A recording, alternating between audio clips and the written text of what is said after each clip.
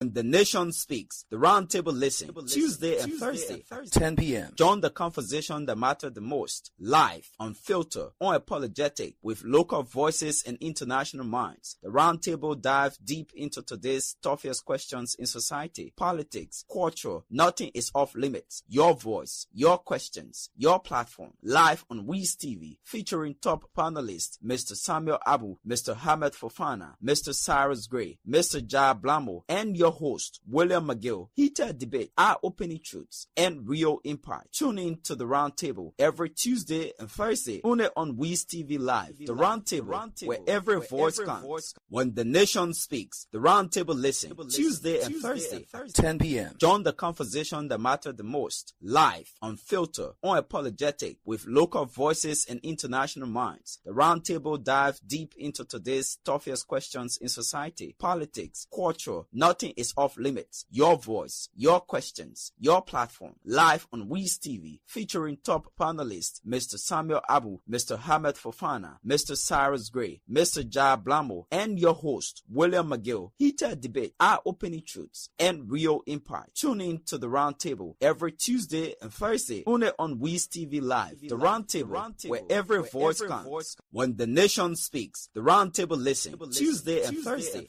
10 p.m. Join the conversation that matters the most, live, unfiltered, unapologetic, with local voices and international minds. The Roundtable dives deep into today's toughest questions in society, politics, culture. Nothing is off limits. Your voice, your questions, your platform. Live on Wiz TV, featuring top panelists Mr. Samuel Abu, Mr. Hamed Fofana, Mr. Cyrus Gray, Mr. Jai Blamo, and your host, William McGill. Heated debate, eye-opening truths, and real impact. Tune in to the Roundtable every Tuesday and Thursday, only on Wiz TV Live. The Roundtable, where every voice counts. When the Nation Speaks, the Roundtable Listen, Tuesday and Thursday, 10 p.m. Join the conversation that matters the most. Station today to meet the IG. I just met the IG and his team of people.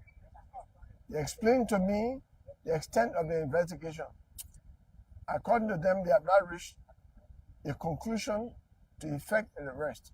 But I reminded them that in 1898, the Supreme Court came out with an opinion that when a rape victim says that John Brown raped me, and there is stone dress and sometimes scratch on the person, those are the corroborating evidence that is required to have someone arrested and put on trial.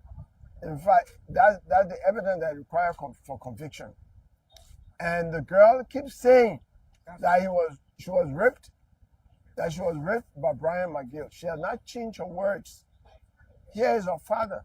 She spoke to her father on the night of the rape. She spoke to her aunt first in the presence of her father. I think her grandma also, in the presence of her father. So he's here. And he has a lot to say, but he will say to the public what Brian McGill has been telling him. I think there should be no different standard for big men in this country and different standard for small men.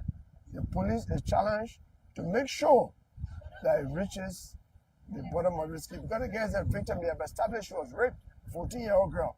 Just as in 1898, a 14-year-old girl was raped by Mr. Coleman. You haven't said, but I'll be behind this case until we reach the end. From here, I'm going to the LGBV unit of the Ministry of Justice. Yes, I want to say to the public that since my daughter has been raped and was accused by this man, Brian McGill, they have not been updating me with any information. They have not asked me. Even when the incident occurred, Brian McGill came to me on September 9 in the night to come and apologize to me. He did the apology in the presence of people at the 15, where they can admit, all those that were there will admit that he did it he apologized because he wanted me to talk the case in-house, to drop the case and then we'll talk it in-house. I said, no, you cannot rape my daughter, then we'll go and compromise. I told him that. The next time again, the security of that area, 2 security men, they gave me full information about his car was his person on Saturday. And they told me that a young man was there and he left. But because these guys are afraid now, I reached the police, they are not able to admit because they are working there and they are afraid that they will threaten them on their job. But they told me, I also have recording from one of the security guys who also gave me information. But when I got in there, they started to give me different information that the man here on public, whereby I get a man recording, clear, I give it to them. They never talk about it. The other men that received the key from the person that came from in the building, they cannot talk about it. I keep talking about it. They want to close me all on that one. So I will make the public, let the public get to know that this case, it can be you tomorrow, it be your child tomorrow, it be anybody. I want you to rise up and join me in this fight. Do not stand by.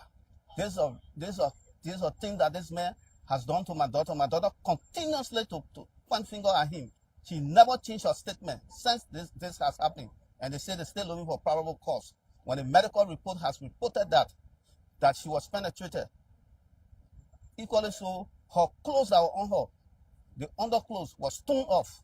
Everything is reported to them, but yet they're still looking for probable cause because they feel that I'm not a big man, I'm not minister, I'm not this that. So they want to link the case on me, on my daughter, and say that nothing happened to her. The man has not touched her. That's what they're saying.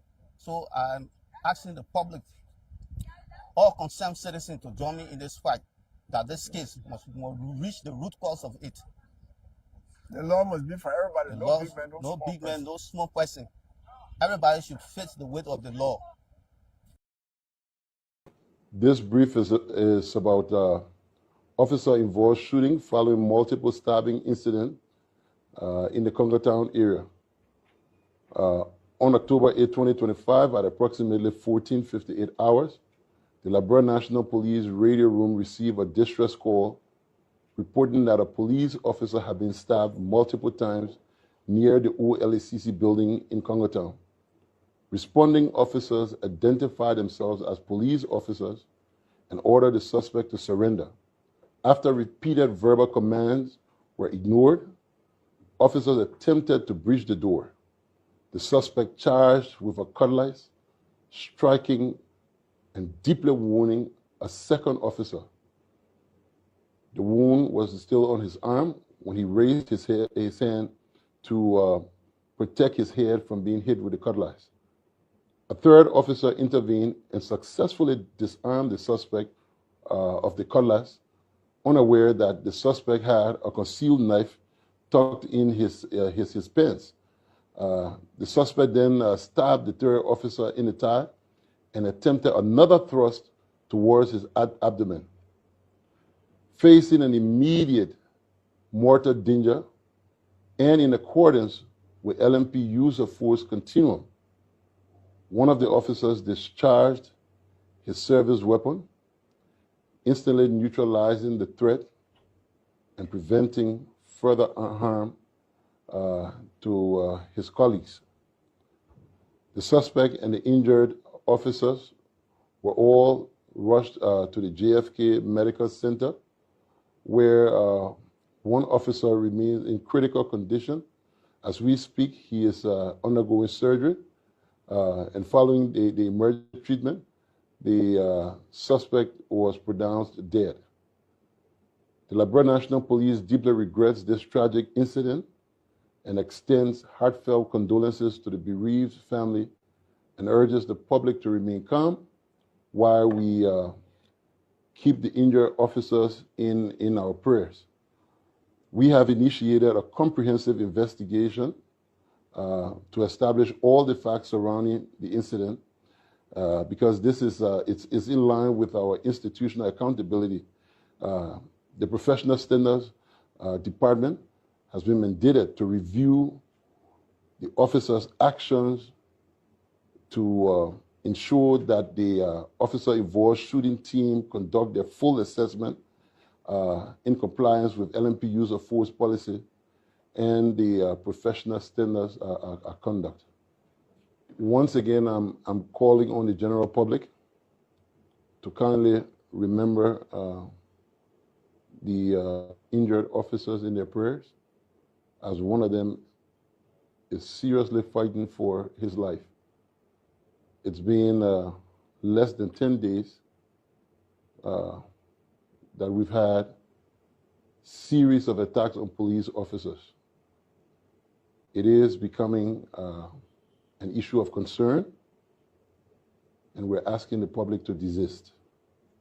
Over the next week, we'll be conducting some sensitization of the rules of the police and also sharing our use of force continuum with the general public. What we do is to come out and sacrifice our lives for the state. It doesn't give anyone the right to assault any peace officer.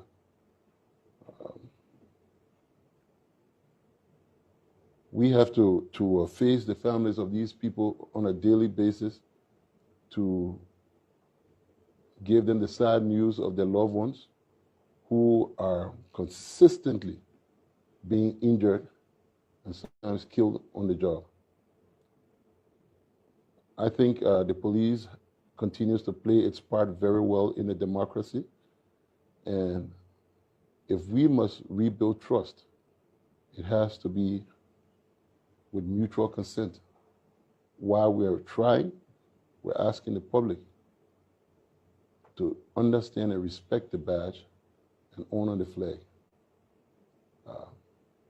As we go to bed tonight, I ask that families should think about the fact that people who sacrifice their lives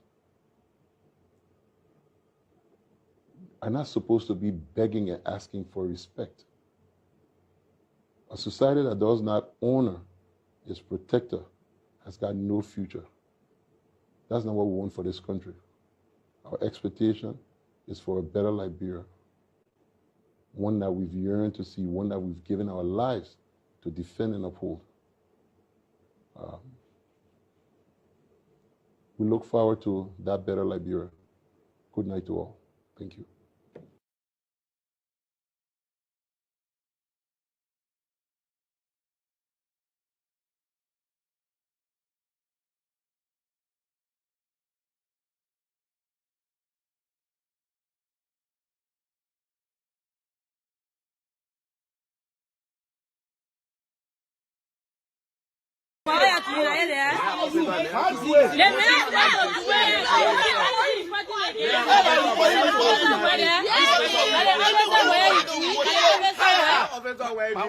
They refuse to follow you. Why are you fighting again? Why are you doing recording? You fighting her?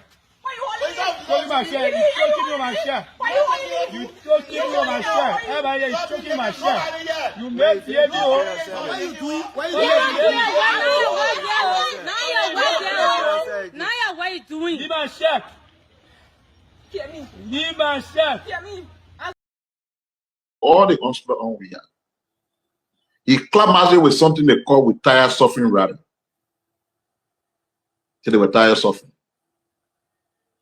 They gave all the justifications that they were actually tire suffering. We came to the elections. The arrogance he brought in the election that he was the only guy who would deliver us, the opposition community, promoted into 1%.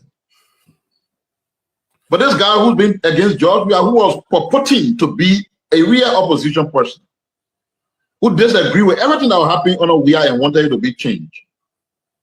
What happened when we went to the runoff election?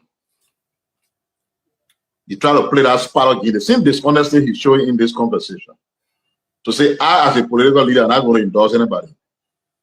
But my people can go anywhere they want to go. Oh, did you pay attention? Did you see where all of them decided to go? They all went to CDC. And all of them who went to CDC were yelling all over the place that they were real opposition. George Weah has bought the country. George Weah must go. I remember those days when this boy who made his son George Weah go, when he's singing, all of them dancing. After the first round, it was George Weah stay, George Weah stay, George Weah, we're not tired yet, George Weah stay. The whole song changed. That's dishonesty for me. It remains on my mind. And I don't believe any such dishonest group of people deserve anything called state power in the country. Because they're not speaking from their heart. They're not speaking based on what they believe. They're speaking just on account of politics. Believing the Liberian people are stupid, that's what they think. And they can play on them with the rhetoric and all the tricks.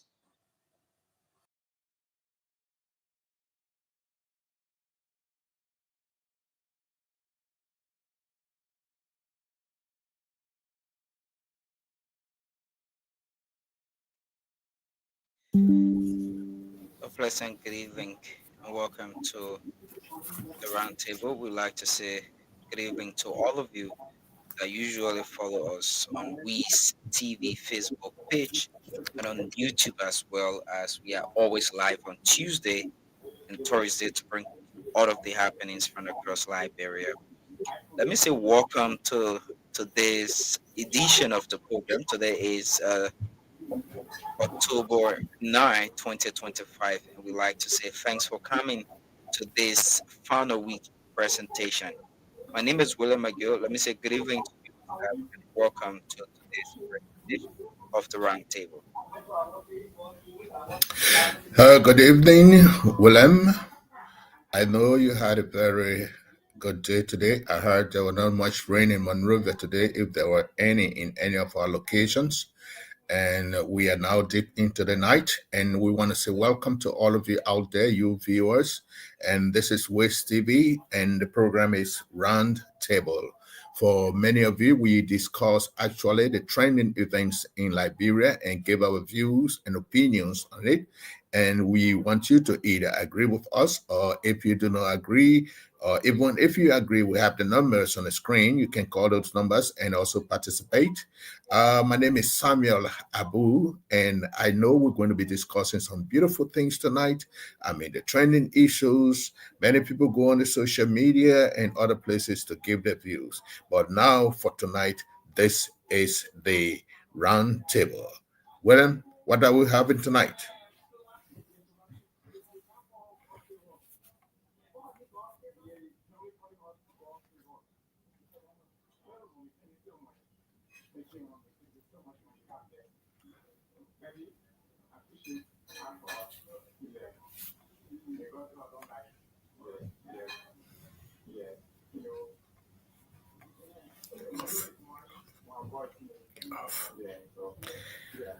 Well, I guess you're off. Yeah, okay, sorry, I mistakenly muted myself. So basically tonight we will be talking about the LMP shooting in Congo Town. You know, it is a self-defense or excessive force, and basically of recent, I think from the time I follow, you know, issues in Liberia as a practicing journalist, I think this year has been a year of attacks upon attacks on police officers, you know, just in different stages, different form. So we're going to look at that. We're also going to look at the situation with Bryant McGill. You know, of recent, we saw a video on social media, you know, trending from one of the politicians in person of Councillor Tiawan Say Gongolo talking about this issue. He's a seasoned lawyer in Liberia, and one thing I heard and listened from his statement, he said he is going to follow the situation till the very, very end, until that case have some final conclusion. Up to present, we are yet to have any further information from the Liberia National Police on the situation. So we're also going to dive into that as well and talk about these, you know, news and other things that are happening in Liberia. So basically, those are the two key points we are going to look at and talk about tonight, Mr. Abu. Okay. What I have been listening to and monitoring, I want to hear what I know there was a shooting in Congo Town, and the person who was maybe the initial perpetrator, as we will understand, alleged initial perpetrator, this person finally met his demise, and those that he attacked, the police who came to put things under control, were also hurt, and there's one or two of them are still under critical condition. And I see the police IG saying that calling on the Liberian people to keep them in their prayers. So this means there was really something big to happen, especially when somebody resulted into the death of somebody. What they said was that I think the police IG did say that this man used a cutlass to attack the people. Hurt one, two, and the third one. When the cutlass was taken, he took another one. But let's listen to what the IG is saying, please. National Police radio room received a distress call reporting that a police officer had been stabbed multiple times near the OLACC building in Congotown. Responding officers identified themselves as police officers and ordered the suspect to surrender. After repeated verbal commands were ignored, officers attempted to breach the door. The suspect charged with a cutlass, striking and deeply wounding a second officer. The wound was still on his arm when he raised his hand to protect his head from being hit with the cutlass. A third officer intervened and successfully disarmed the suspect of the cutlass, unaware that the suspect had a concealed knife tucked in his pants. The suspect then stabbed the third officer in the thigh and attempted another thrust towards his abdomen. Facing an immediate mortal danger and in accordance with LMP use of force continuum, one of the officers discharged his service weapon, instantly neutralizing the threat and preventing further harm to his colleagues. The suspect and the injured officers were all rushed to the JFK Medical Center, where one officer remains in critical condition. As we speak, he is undergoing surgery. And following the emergency treatment, the suspect was pronounced dead. The Liberia National Police deeply regrets this tragic incident and extends heartfelt condolences to the bereaved family and urges the public to remain calm while we keep the injured officers in our prayers. We have initiated a comprehensive investigation to establish all the facts surrounding the incident, because this is it's in line with our institutional accountability. The Professional Standards Department has been mandated to review the officers' actions to ensure that the officer-involved shooting team conduct their full assessment in compliance with LMP use of force policy and the professional standards conduct. Once again, I'm calling on the general public to kindly remember the injured officers in their prayers, as one of them is seriously fighting for his life. It's been less than 10 days that we've had series of attacks on police officers. It is becoming an issue of concern, and we're asking the public to desist. Over the next week, we'll be conducting some sensitization of the rules of the police and also sharing our use of force continuum with the general public. What we do is to come out and sacrifice our lives for the state. It doesn't give anyone the right to assault any peace officer.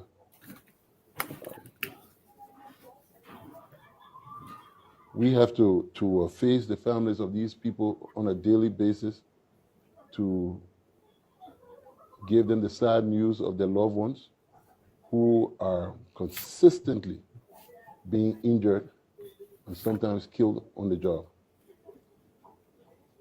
I think the police continues to play its part very well in the democracy. And if we must rebuild trust, it has to be with mutual consent. While we are trying, we're asking the public to understand and respect the badge and honor the flag. As we So you listen to the police IG, Mr. Abu, and he said that, and especially addressing the situation, an attack on police officers. Of recent, just a solid day ago, if I can recall, we also witnessed a police officer who passed off because basically there was a situation that happened, and he was trying to stop a commercial vehicle, and it's alive. Very young man. We've seen several others, and now another one, which has also resulted into police officers being seriously injured, and somebody losing their life in the process as well. This is also a very concerning situation. Just as how the police IG said that it is of concern about the recent wave of attacks on police officers. One, he died from a driver, and now another is dying or almost at the point of death from another person who attacks. I do not want to be very bold, but I think Gregory Coleman needs to be investigated. He needs to tell the public what is going on. Why is he not protecting his police, his officers? Why is he sitting down that all of this mayhem are being committed against our officers who have decided to sacrifice their lives to protect and to maintain the peace in our country? From the first time when something happened, he played more concern not about the enforcement of the law. He tried to say the hijab was moved from somebody's head, and he took that as an issue and decided to apologize, because once you're apologizing, it means that you are saying that we are wrong. The police were wrong. And he did that. Another time, anytime there's a problem, he either remains mute or he takes a side. And Mr. Coleman must understand that the position he holds as Inspector General of Police, he is not the first. We have had hundreds, we've had several of them, and this is his time. Many times, they do not say they have sacked the police officer. We reassign them. But this IG is not working as a police. He's almost behaving like he's undermining the government, because he's undermining his own officers that he's working with. Many decisions he has taken are really not in representation of the acts that establish that police and the responsibility of the police to keep the peace and maintain the peace in our country. Now, let's come to this one. Just last week, we were talking about two different incidents where police were being attacked by a female. That was the third one. The first one was the lady that they removed the hijabi.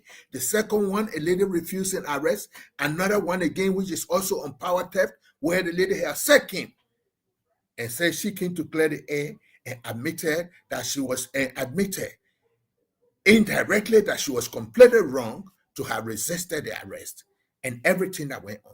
We didn't hear Gregory Coleman say anything about it. This thing that happened yesterday in Congo Town, every time these situations have happened, he leaves the situation and tries to look on the side of the human rights situation, which is they are saying that, oh, excessive force was used or the force was not proportional to the situation. We do agree. But those are not the one. You have to understand that it is wrong. If people cooperate with the police will not necessarily abuse their rights by using excessive force, but they do refuse. Because if you say you don't want to use excessive force, why do you have the ERU? Why do you have the PSU? Because everywhere they go to do situations, they do raiding. And in doing their raiding, they don't go with persuasion. They go there assuming that they are going to meet people ready with force. So they go there ready. Sometimes the people don't have guns, they don't have this, but they pick them up and throw them in a pickup do everything. You don't even have the means. You agree with that. But in one policeman going to a place, somebody refuses arrest, and then you say the policeman is wrong. Are you telling us that every policeman that goes to do arrest must carry an arrest warrant? No. Not all cases. If a police is there and there's a probable cause that something or the law has been violated, the police wouldn't have to go to the court to go get an arrest warrant before he comes in. He has to be able to enforce the law immediately, or to be able to handle it, to put it under control, so that the person will not continue to either infringe on the rights of other people or to violate the law. Now, let's come to this. Yesterday, you standing out there, you talking like a chicken without head. Like when you waste water on the back of a duck, talking as if you are sorry. But you are predicating this. If I had a means to talk to President Bouaka, you don't need to be doing that job. You don't need. I'm not inciting the police against you. But because you have been doing these things and nothing coming out of it, you're not protecting the police, you are not giving them their rights, you are not giving them the protective gear, you are not talking about putting more police in the street, you only sit there and act like one big boss and make the police to be afraid of you because you come with all the credentials and these credentials and these credentials. It is not the credential that does the work. We sit in the classroom, we do the highest courses, we make the A's and the B's. When we go on the front, when we go to to our job sites, we don't perform well. And in most cases, the things you do in your courses, especially at a higher level, are just few that you meet when you go to do your work. But what you use there is the integrity and the intelligence that you get, the knowledge. You have to understand there are two things. Knowledge is something that you learn. You learn knowledge. When you apply the knowledge, that is what we call wisdom. Because if you do not have wisdom, you may know all the book. You can have all the knowledge and you apply that knowledge recklessly. This is what you are doing. You have made the people to start disrespecting your police. There was a man, a representative, who made a whole lot of sweeping statements. Why? Because he refused to be arrested, for his car to be impounded, and he had all of this. We did not hear you talk anything about it. Because if you say you are the police and you get ready, you say every case that comes against your police that is on the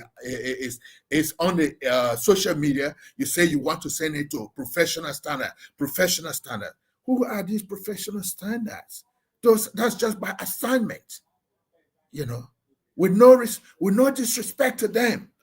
But I feel that professional standard really needs to be at the Justice Ministry. Again, I'm saying it. Because once they are within the police, sometimes some people are judged, some police are judged before the case is even taken to them. Because they all see it on the social media and they build up a mind that they wouldn't want to listen to that police so that they can listen and know what happened before the camera started. Because there would have been something that predicates a particular incident. before the camera starts, because the camera comes on because they see something happening. So you want to listen to what started it. So the professional standard people are all part of your group. That just because you have already made a statement about it, making your police to look bad, when they go to professional standard will definitely tell them that they are wrong in what they did. And you cannot do that. Look at this that happened yesterday. You should be held responsible because you did not do anything or you didn't do much to stop anything or to protect your officer. One officer goes, the man is holding a weapon, a deadly weapon, a cutlass, according to your own words. I didn't see the weapon you're talking about because it should have been some of the things that you are supposed to be displaying. You didn't display or you only waited until you take it to court. Okay? Now, he is dead. Are you going to prosecute him? But when you're talking to us, show us these weapons. When you say, oh, he had a machete, oh, he had a knife. Talk, we know you are demonstrating. But please show us the weapon. When you say, let's see the weapon so that we'll be able to match it with the force that we'll use. Of course, there was a threat. Whether the police they didn't start the issue well, but there was a threat. When he took the cutlass or when he had a cutlass allegedly by you, he hit somebody. We are seeing the wound. Yes. That one was disabled. He took the second one. The second one came. He wanted to knock him on the head. He blocked it based on his training. He was caught. The third one came. He was also affected. Tried to take the cutlass. He decided to take the cutlass according to your explanation, Mr. Gregory Coleman. The third one. Then the man takes out a knife. Now, what are we going to investigate? Was there a proportional, was the force that was used to have that other man dead, was it proportional? Okay. Was it proportional? Now, if for any reason, going on the other side, I would want to ask, you will want to turn over the body of the lame man to his family. But please, you always talk about DNA. Please let the pathologist tell us, was this person mentally challenged? Or was the person under the influence of a drug or alcohol? These are questions that you should be able to do because he's also a human being and he belongs to other people. Many people would not want me to talk this, but there's also a reason why the police may not just take a decision and say these people are right. Well, we understand they were attacked according to you, but what was the state of mind of this person? Was this person under a stressful situation and he was attacked? People can change in a minute. But if we look at the history of this particular person, his name, I understand, is one Matthew Mulba. How has he been behaving in his community? What is he looking at? Does he work? Does he do this? Psychologically, we should be able to understand some of these things.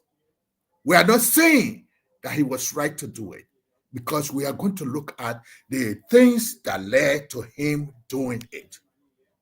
Why did he take a cutlass against the police? In America, sometimes it may end. If he was not killed, it may have ended, and that would be the reason that the man he had mental challenges. Now, please, if you still remain as police director or police IG, even though I listened to you and you said in the coming weeks, you are going to have series of discussions with your staff and on the officer's command to see whether you people can review or reveal the use of force in enforcing arrest of civilians. Because in many cases, all the police that you have persecuted or you have sent home on suspension without pay and some dismissed, you always said, or your professional standard group said, that they use excessive force. Now, I was looking at something. When you use excessive force, that comes in after persuasion. Even though there should be no need, but we should expect that we are dealing with human beings, that this could come in. Somebody gets traumatized by just seeing the police ahead of them, that you came to arrest him. Some people premeditate. Any officer standing from me, that one, two of us will die. They premeditate these things.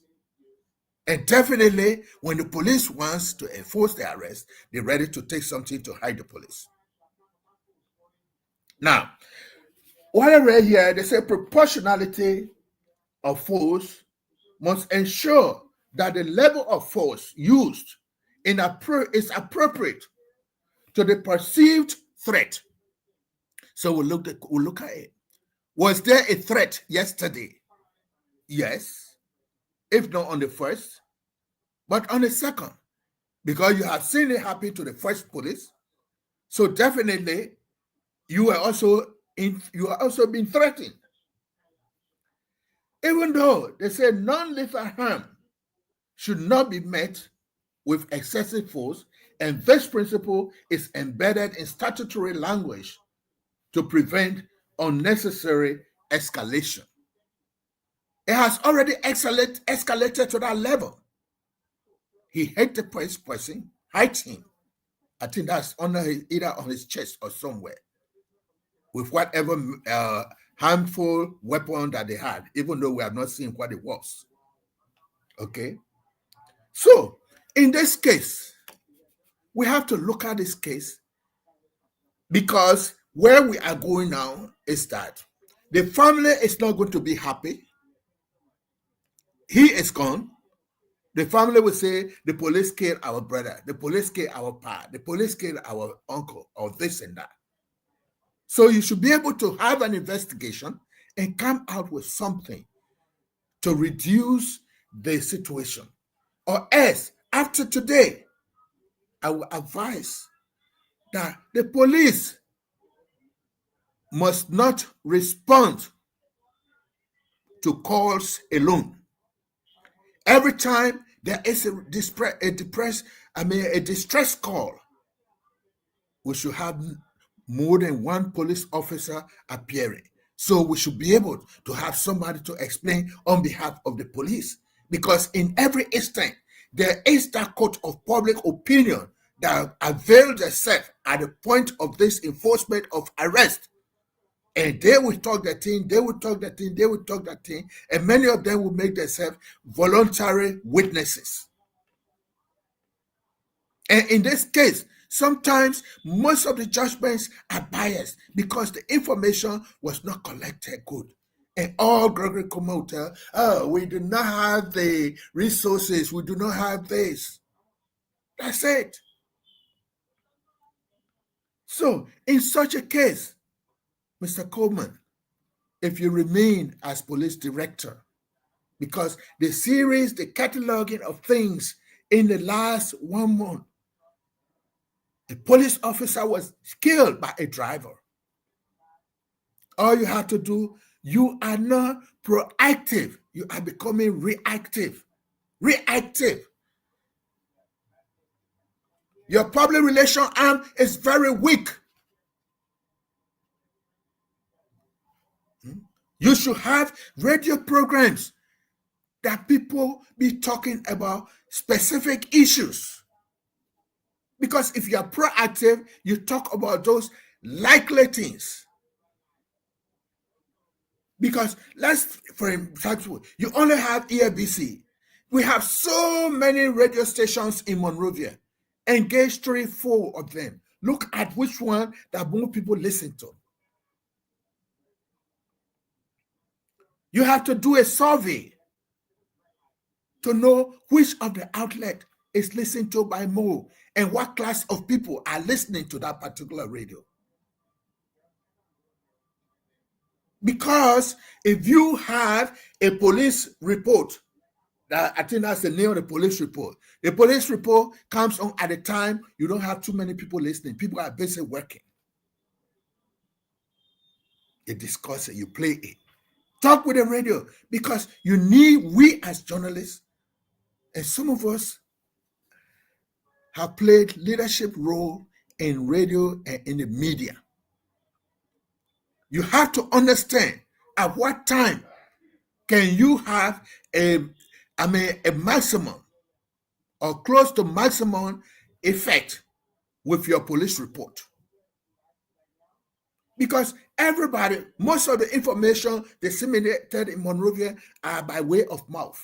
People sit in the taxis, people sit in commercial vehicles and just make flowing statements at people that they don't even know. And the police is not only about traffic, it's not only about crime. It's to be able to tell the people how likely is it that crimes will be committed or the laws will be violated. Take a week, talk about an issue. There are people in Monrovia today who what are they doing? They set themselves up and tell people that they can make people to travel abroad. And these are scammers. The society you live in, you should have a group that will be targeting a particular group, those scammers. But because you are not doing your work correctly, everybody will just blanket your insufficiency on the entire police. Our police need to be protected. The third person, there was an imminent threat. Because when he took out a knife, according to you, he would have joked it somewhere. But we pray to God.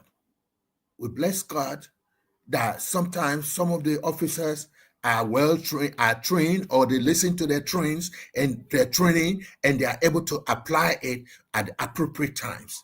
Maybe that's why the third person, he had nothing to do. The fourth person was to shoot the man to equally neutralize him. Even though we also ask, where did you shoot the bullet to neutralize the man? We need to have tasers. Tasers are important in our system. Since people are now challenging the police, you need to see how you can order some tasers for police officers to carry tasers with them. Because if they had taser right there, whoever the officer that was there, you tase that man, the weapon will remain in his hand and he goes down. Because he will wake up. His body will be completely weak to do anything. Why was there not any, just that we don't know if the family will take you to court? Was there any other thing that should have happened to have the man live so that he can bear the consequences of his action? But right now, the consequences are not only going to be borne by he alone, they are going to be borne by his family because he's gone. That's why sometimes they talk about minimum force. But Mr. Gregory Coleman, you have a lot of training. You should have put in place tasers. Tasers, let the police have it. In America yet, the police have tasers. We're not telling you that you should put camera on their chest. Because I can tell you, most of your officers are people that we can refer to as BBC. BBC means they were born before computer. They were born before computer.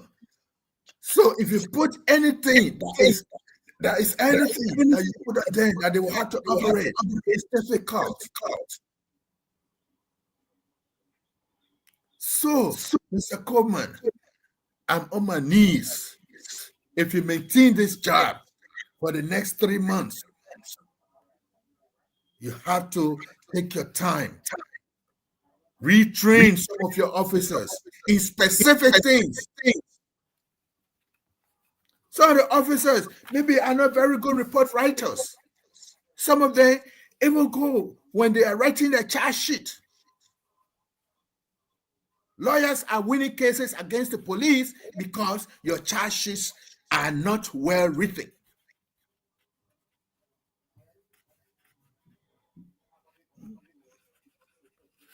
So, okay, we're still moving. So, we are saying the use of force is another thing you say you want to train your police on. Yes, it's good. But Mr. Coleman, it's late. A lot of things have spilled over. Heading the Liberian National Police is not your job. It looks like it's too big for you. You need to go somewhere else. Because 2 lives, one of a police officer, and how sure are we what is going to happen to the other man? Look at that wound we saw deep into his body. He's going to be traumatized for the rest of his life. He's going to be off the job for the next 6-7 months. You have to put him on vacation and be paying him.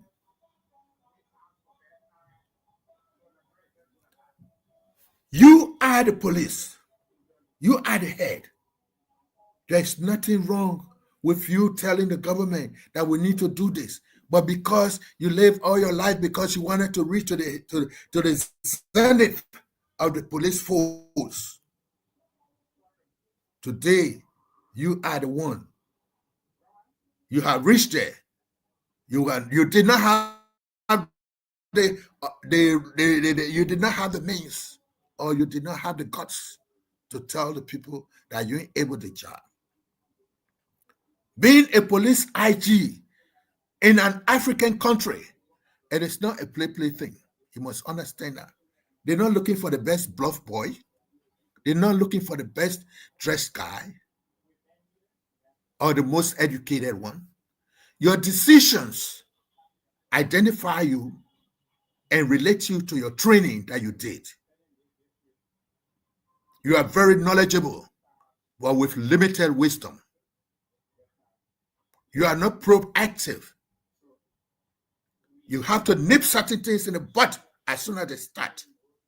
But you got people, before you became IG, these are situations that have been happening already. People have been attacking police.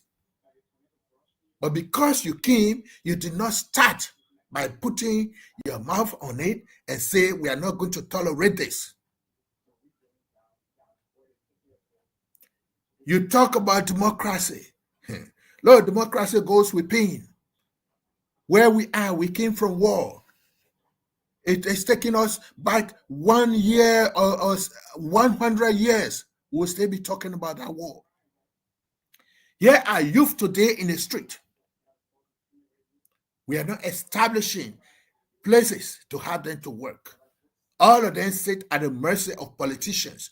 And everything that happens, people politicize it.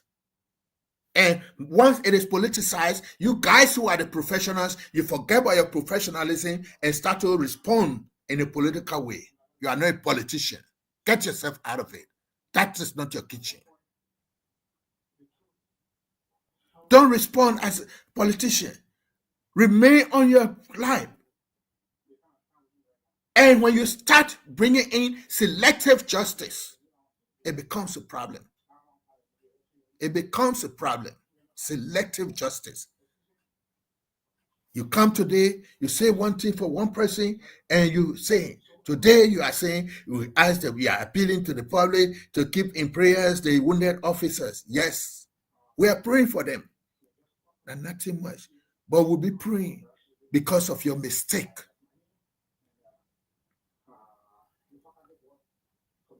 You know, I'm not saying this is going to happen, because as you're working, you have to be covering your butt. Cover your butt. This case, this is your first statement that you made. It implicates the police. That family may take you to court, may take the police to court. And you as IG, that you will go there to represent the police. You will have to answer all the questions. The police that were on the scene, they're not going to come in. Maybe the only police that they will ask will be the one that is wounded. We always got excuse that the man is still sick in bed. The one that did the shooting, you are not going to expose him to the court. And I'm happy all the talk you talked here, you did not name anybody. That one, you did it well. Because by calling names, you've already identified their vulnerability to the communities where they live. Let everything people talk let them be rumors. When it reaches to you, you don't have to talk to it, you know. But you have, as you have said, that you are going to review the officer's action. And in the coming days, that you're going to be looking at responding to calls and about. Mr. Gregory Coleman, this is a very serious situation. In recent times, your responses have not been in the way of protecting the government, nor even protecting your officers. I don't know, Bill, do you have anything to say on it? What extra do you know about this case before we go to the next item? So basically, I think the IG is not doing extremely well in terms of protecting these officers, and like we said just a few days ago when we spoke about attacks on officers, we talk about proper awareness. We talk about how it is for the police inspector general to be able to, you know, engage the public on some of those awareness, how to respect officers of the Liberia National Police, not just officers of the police, but once a security personnel is bearing the seal, the flag, and their entity badge as a security personnel of this country is a must that they are respected. And I think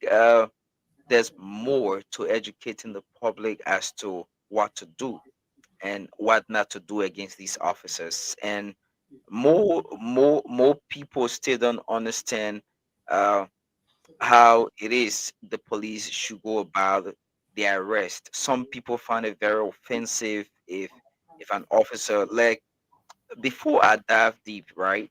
Like the recent situation we talk about on Tuesday concerning this female and an officer also assigned with the technicians at the Power Tech arm of the Liberia Electricity Regulation Electricity Corporation. You have little knowledge of how it is, or she had little knowledge of what that was needed. There's nowhere in the world you will, you know, be under arrest and given full access to do what you want to do. The place they will arrest you, you will leave right there. They take you to where you need to be taken to for investigation. And we still find it hard to feel comfortable being arrested. Sometimes you get arrested not because you've committed that particular act, but because you need to go and justify that. You know, you're not the right person who they think have committed such a situation.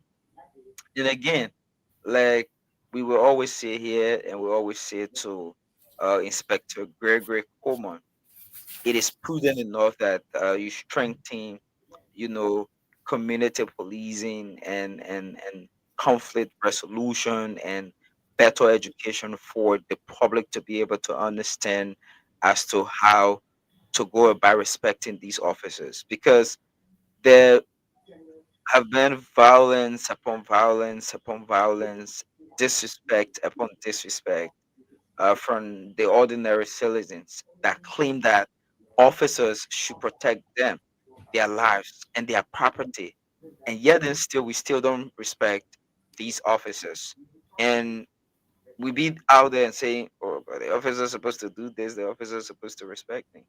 Again, I think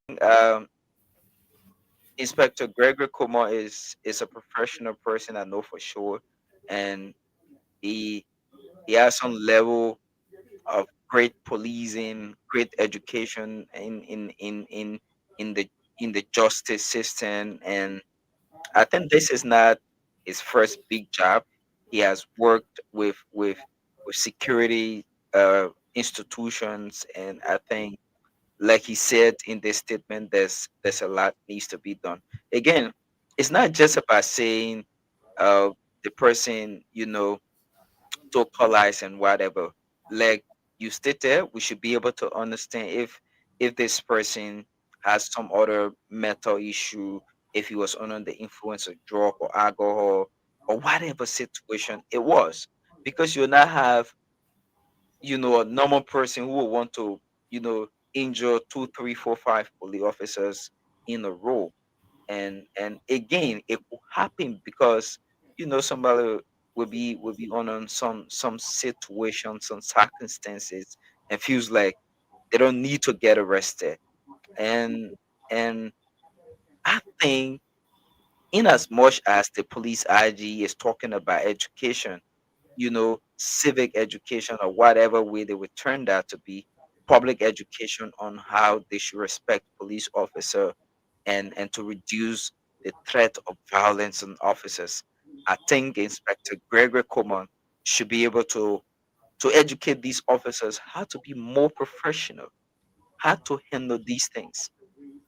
I think if the officer who shot the individual was trained thoroughly, he could have shoot his gun in a better way that the individual who passed off Mark couldn't have died, but could have got injured and weak, and there should be more equipment, even if you're not use gun, but there should be more equipment that will weaken your strength and get the police to arrest you and be able to overshadow whatever power you have. I think it's essential. It's really good that we have more equipment, and these officers should be trained to them. Again, the threats on officers of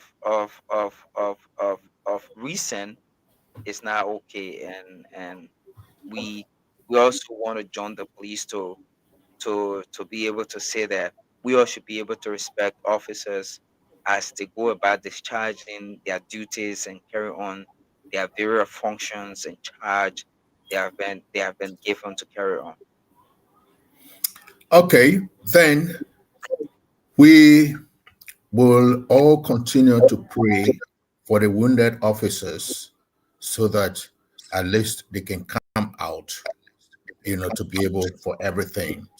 But then at the same time, when he said that the fourth person discharged the gun to neutralize, that's a big statement there. Discharge the gun to neutralize, because in that language, neutralizing is having him unable, having the subject unable to continue with his attack. So if we have to talk about excessive force, that was the excessive force, which was not really proportional, because that was a cutlass and that was a gun. Okay, we'll leave it that way, and let's look at the other thing. Again, I'm coming on my dear friend, the police IG. More calls are coming. Many people are still asking, why haven't you arrested our dear former Deputy Minister of Youth, Minister of Youth and Sports for Youth Development? Why haven't you arrested them? I think the poor man lawyer, the man with the broom, Councillor Gonglo, is now taking this case. And many people are in support of him because the public believes, we know you are the professional people, but you've not been able to convince the people as to why Michael is not being arrested. People feel that you are carrying on selective justice. Let's hear what Councillor Gong said. Okay, let me get Councillor Gonglo quickly. And or is there any other thing you've heard recently in the case? Of recent, no. But let me play Councillor Gonglo, then we can dive in deep with this discussion. Yesterday, I told the public I will come to the police station today to meet the IG. I just met the IG and his team of people. They explained to me the extent of the investigation. According to them, they have not reached a conclusion to effect an arrest. But I reminded them that in 1898, the Supreme Court came out with an opinion that when a rape victim says that John Brown raped me, and there is stool dress and sometimes scratch on the person, those are the corroborating evidence that is required to have someone arrested and put on trial. In fact, that's the evidence that is required for conviction. And the girl keeps saying that she was raped by Brian McGill. She has not changed her words. Here is her father. She spoke to her father on the night of the rape. She spoke to her aunt first in the presence of her father. I think her grandma also, in the presence of her father. So he's here. And he has a lot to say, but he will say to the public what Brian McGill has been telling him. I think there should be no different standard for big men in this country and different standard for small men. The police is challenged to make sure that it reaches the bottom of the scheme. Because against the victim, they have established she was raped, 14-year-old girl. Just as in 1898, a 14-year-old girl was raped by Mr. Coleman. You haven't said, but I'll be behind this case until we reach the end. From here, I'm going to the LGBV unit of the Ministry of Justice.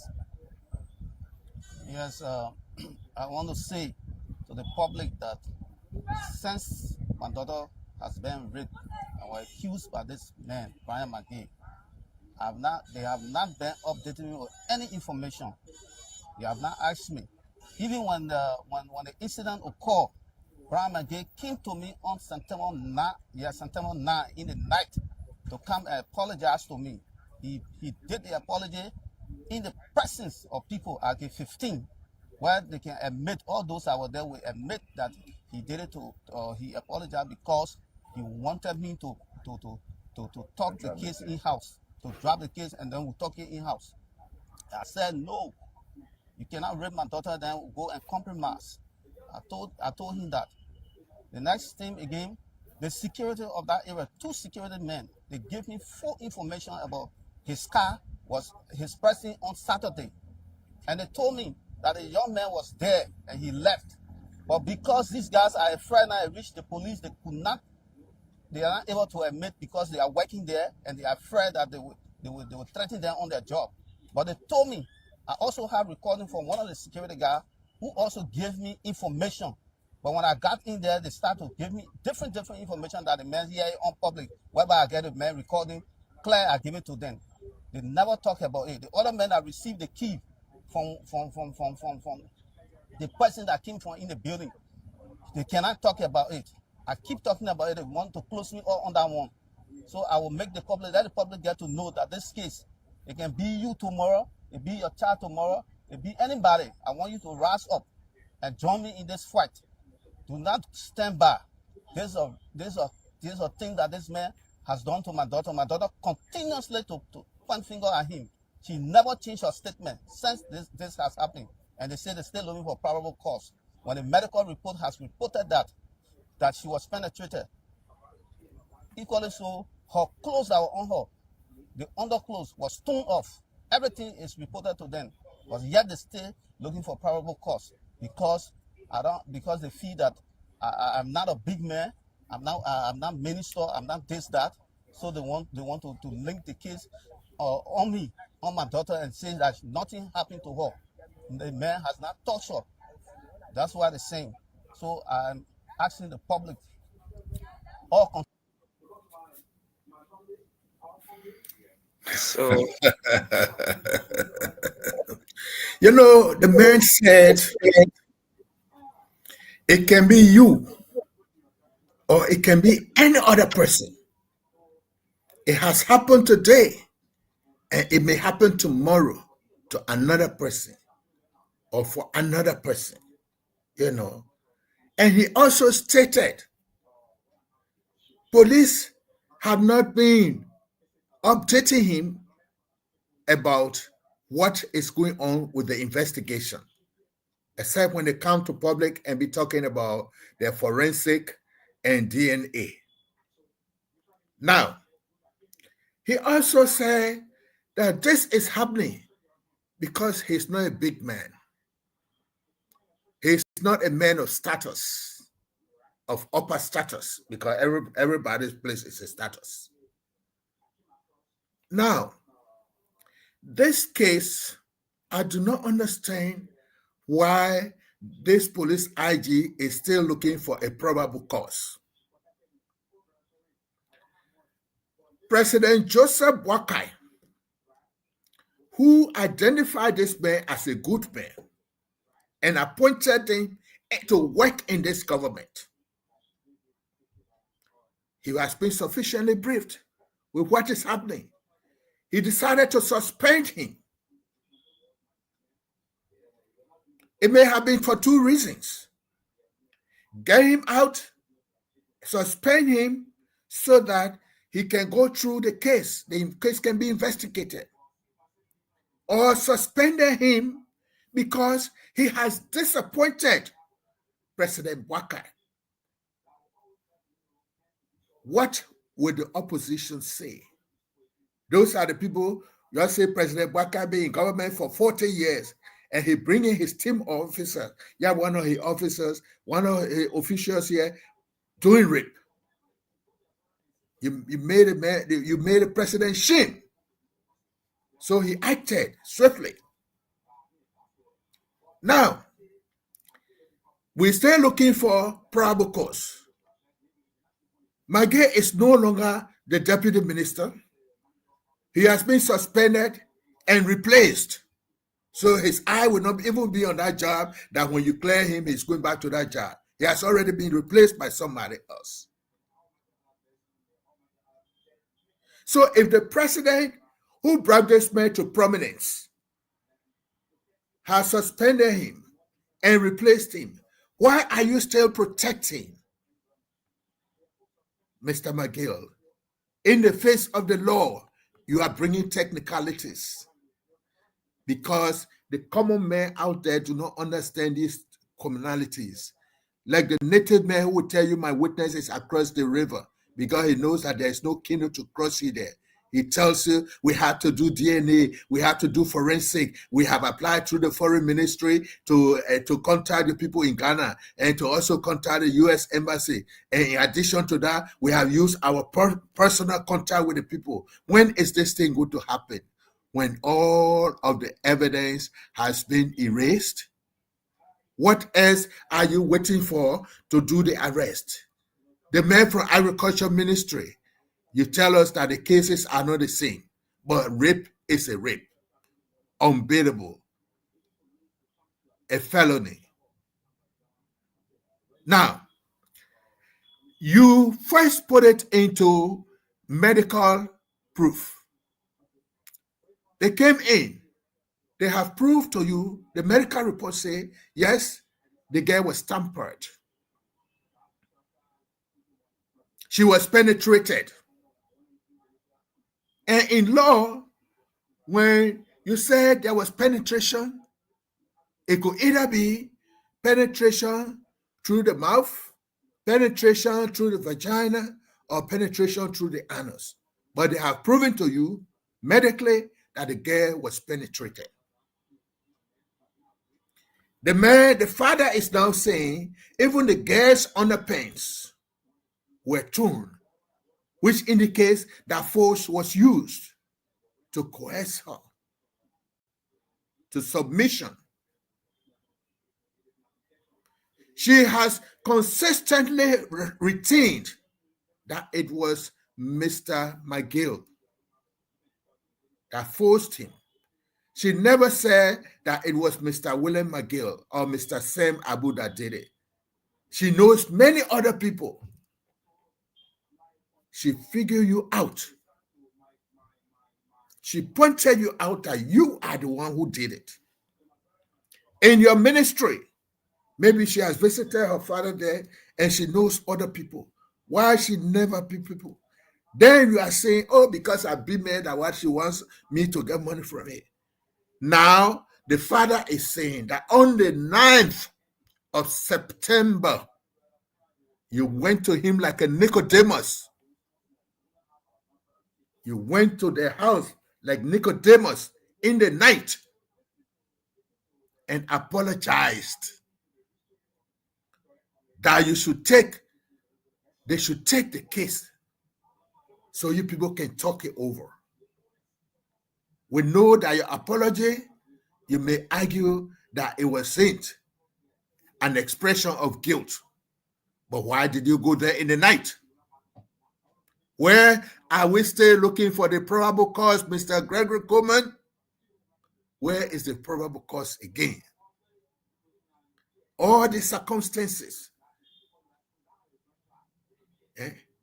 Because the probable cause is the highly likeliness of an occurrence of a situation. It happened. They have called his name, yes. The idea that she is 14 years old. The father says he goes to the police. I mean, the girl went there. They are asking the girl, is he your first boyfriend? And she's a minor, 14, she's a minor.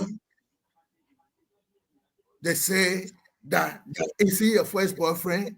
Is he the one who vaginalized you? What is that? Why she has to answer that question? And Mr. Abu, I'm not cutting you short, right? Of recent, just a similar rape situation involving a same 14 years old firm, a contractor at the Ministry of Agriculture. We saw in no time he was placed behind bars at the Monrovia Central Prison, South Beach. And it speaks to how sometimes it makes the common man think that the justice system in this country is somehow selective to those who have big titles and officials in the government and in the country. And the justice system is not favorable to people who do not have the financial him, who do not have the kind of title other people do have. If this Brian McGill case involving a 14-year-old minor, and I like the way the dad is still vocal, he still stands his ground about the situation. If it was a case involving one common person who nobody knows to be a public official, it was definitely going to be in no time. Why would you want to go? And I like several other quotes that Councillor Gonklo made and make reference to, some laws in the 1800s. I think he said 1842 or I know 1882. He makes some references to some laws, and I think if you rape, what I've seen in time past, if you even link to any situation of rape, there's no judgment. Immediately you'll be placed behind bars, and if it costs for you to spend 4, 5, 6, 7, 8 months before you are sent for your first, hearing in the court to justify whether you committed such a crime, you will be there. But this one, it has to do with DNA. Maybe it will go as far as autopsy and calling people from the Western world to come and carry on this DNA process. Yes, but this DNA cannot be something that Gregory Coleman must be the one to start with. Let McGill be charged and sent to court, and let his lawyer be the one to request for that. But when you, the police IG or the police investigator, start looking for something like this, why are you being so technical? You didn't leave the technicality to the court or for McGill's lawyers. You have already started submitting yourself to his lawyers because his lawyers are still submitting him. His lawyers are cooperating with us. We do agree. The girl is a minor. She is 14 years old. Whether she has been penetrated before or not, when it comes to public light, anything you do, she is not mature enough to give a consent for sex. Whether she gave a consent, it will still be a statutory rape for anybody and for a man of status. Mr. Gregory Coleman, you are undermining President Joseph Boakai. He has seen the case. He has seen what should be done in the case. He fired a man, and you still holding on the man. You're telling the president, in fact, he did not have a right to fire McGill because there is no proof yet that McGill did it. That is what you are saying. Infirmate. Telling the president that he is wrong for firing McGill. He was to wait until your time. You know, McGill, we bring this thing home.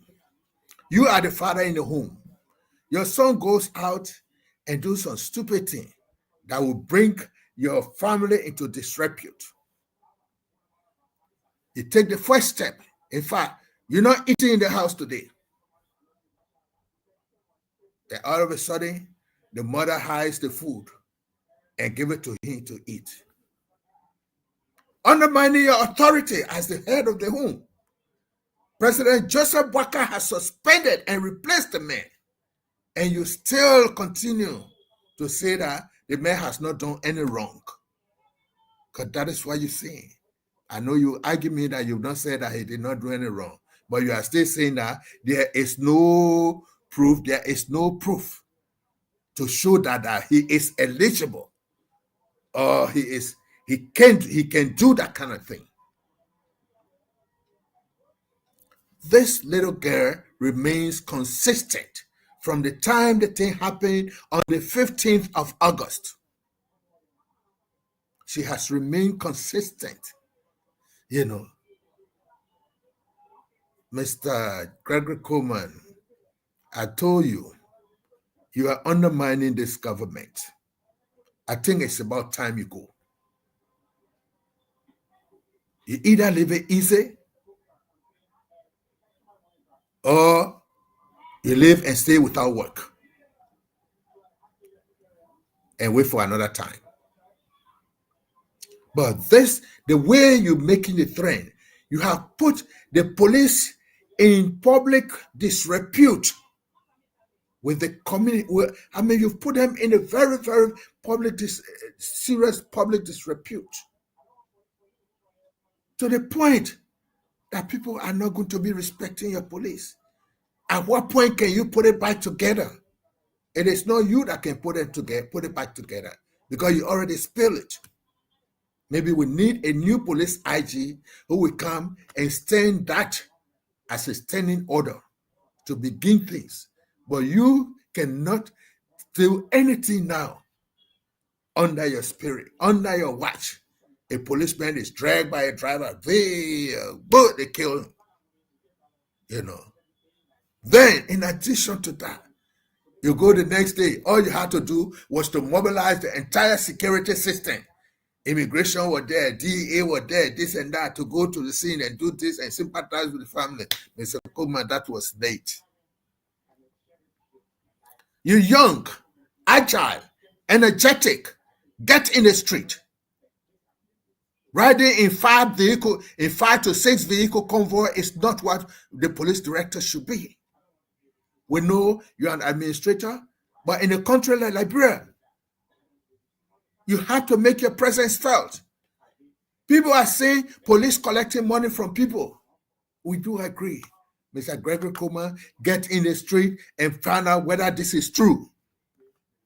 Because if you have not taken any action, that means you are telling the people that it is true that traffic police collecting money from people. Mr. Gregory Coleman, we know it is olden time policing to say the police director disguised himself and get in the street, and things were happening when the police directors got in the street, disguised themselves, and did certain things. And you are giving information, and you are really sensing the people.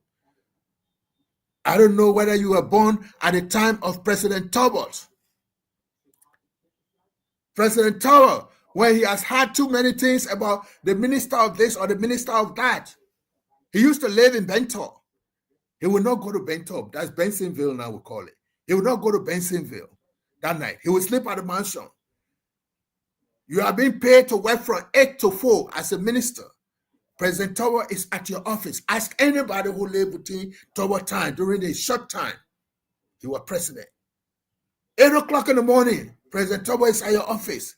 You're missing sitting at your office. Sometimes you're there before they call you. When you can't, he talk with you. At that time, EFBC was right to where they have the Ministry of Information now. The president passes. By the 2 o'clock news, William Magee has been fired as this and that. You know. We want changes in Liberia. And just simple things we cannot change. People are appointed into government. They feel that some of them feel, oh, because I paid money to get my job. Oh, I had to contribute towards the campaign. I had to do this. That's what got me this job. And they have no commitment to the country. They are not patriotic. Because being patriotic is not about knowing the national anthem word by word. Going to the football field when Lone Star is playing. You know. Being patriotic is more than that. Doing the thing to project the image of your country. You know. And this starts from little things. The ones you learn in first grade and second grade. First grade, second grade. Those things you learn there. Primary school. So being patriotic is helping to shine your country image outside there. We who come to America, we're not really shining the image. Just that it is written when they are naming the number of countries that have their citizens in America, Liberia will be named there. We may not be the best. You know, when you are appointed into government, Mr. Gregory Coleman, fight crime, prevent crime, fight for those whose rights have been abused.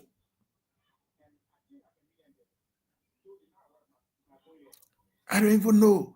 We should have, up to now, DEA, yes, they do drug testing. Your police station must have a science laboratory where they can do drug tests for some of your officers. You know, Mr. Coleman, put on your bulletproof jacket. Wear your t-shirt in the evening. Go and park on Johnson Street. Park just few yards from there not in a police vehicle. A private vehicle, just park and watch the people. Go to Rail Light. Go to ELWA Junction.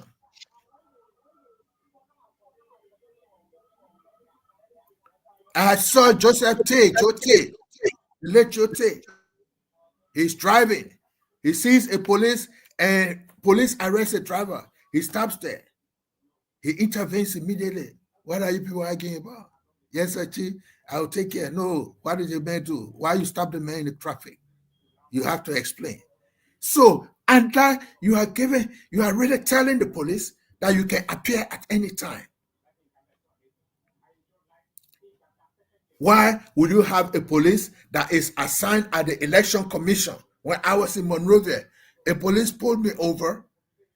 When he looked in my face, he got a little scared. His friend came and murmured something in his ear. And only to find out, his friend came back to me, Papa, don't matter, man. He assigned way to the election commission, but he comes here to do his hustle. Right to pack a paint. So, if a police is having a special assignment, let him stay in that assignment. The drivers are not their paymasters. The community people must not be their paymasters. Mr. Gregory Coleman, get off your seat. The group that you call in the professional standards, they should be doing these kind of things for you. Because they shouldn't wait until the beans are spilled before they come and sit in the office and can't ask how you manage to spill the beans. No. They need to stop working. I've already said enough about Gregory Coleman. I think I still want to conclude that the job is getting too much for him. He has already messed up and he doesn't need to continue that job. He has put the lives of his police officers in danger. He has erred in his investigations. Why would he have apologized to somebody who was resisting arrest and the hijab is moved from the person's head? Then you go and apologize to them publicly. You say you wanted to put things under control. No. Support your police.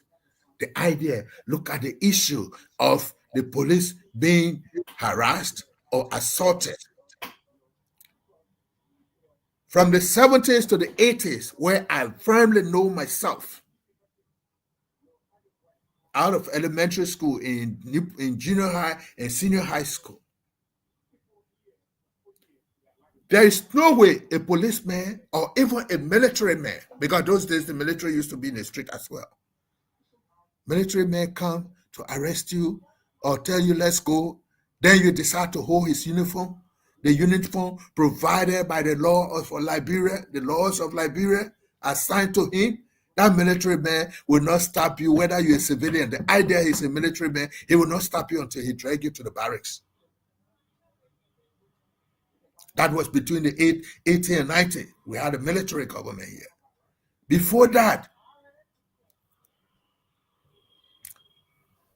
police, why would you want to fight the police?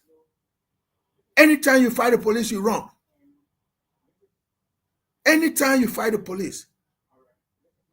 We do agree that there are cases, sometimes the police is drunk, or sometimes the police is under the influence and his decisions have been affected.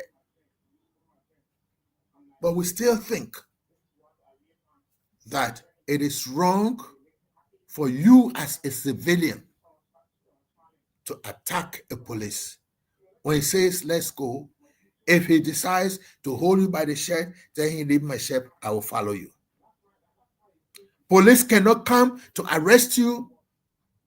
Then you stand there and say, let me go wear my shirt or let me go wear my shoes. No. If he met you outside, if he's kind, he will decide to say, you're going to wear a shirt, then he must walk with you into your room so that he makes sure that it's only the shirt that you are taking. Because we have had instances that people will say, let me go to get my shirt. They go, they're not only taking the shirt, they come in outside with a weapon and start attacking the police. You know. Some of them might even go and lock themselves up. Yeah, and some may go in their room and lock themselves up. You will not have access to them. Then you have to call for reinforcement or all the kind of thing. I think I'm doing some of Gregory Coleman's job now. The thing he's supposed to be doing to the community. It needs to pay me some. It needs to pay me some money. But anyway, as a citizen, it is my right also to help to sensitize people, because when these problems occur, all of us have problem. All of us have problem with it. So I just want to say thank you to all of my friends who are out there, my viewers. We still listen. We didn't see people coming in to make comments. We did not see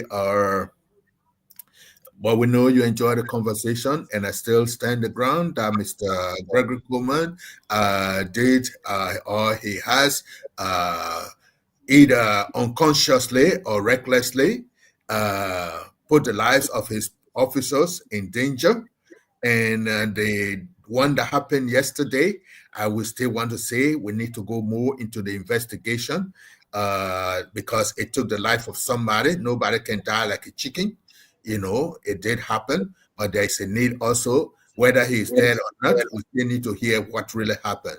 We need to know, did you say he used a weapon, he had a cutlass? We want to see that cutlass too. We want to see the knife he took, and all those things. And because we want to match whether the force that was used to neutralize him was proportional to the danger that was presented.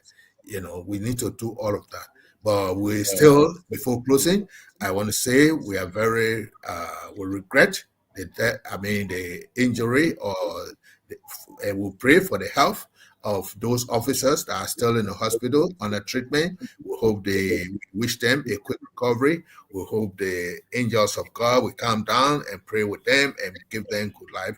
And we also want to tell the parents or the relatives or the bereaved family, we also want to say, well, it has happened and it has happened, but just as the police commander has said, or the police IG has said, there will be investigation to know what really happened. And we ask you people to please cooperate with them and give whatever necessary information you have to help the police to be able to determine whether they were wrong, they did more than what they were supposed to do, so that we can all go through it. So I want to say thank you. My name is Samuel Abu. Thank you so much for always coming on here, Mr. Abu, and it has been a great conversation talking about all of these issues about our country. We hope and pray that Police IG Gregory Kuma can do better with his officers in terms of protecting them. Protection is key as well, in as much as the officer, they too are human and they have life and families. We will be on here next Tuesday and Thursday at 10 p.m. Liberia time and 6 p.m. the U.S. time. Until we talk of next week, my name is William McGill. Many thanks to Mr. Samuel Abu, who is always here to talking about these issues that matter most to our country, Liberia. Have a great night. Thanks for following Weez TV.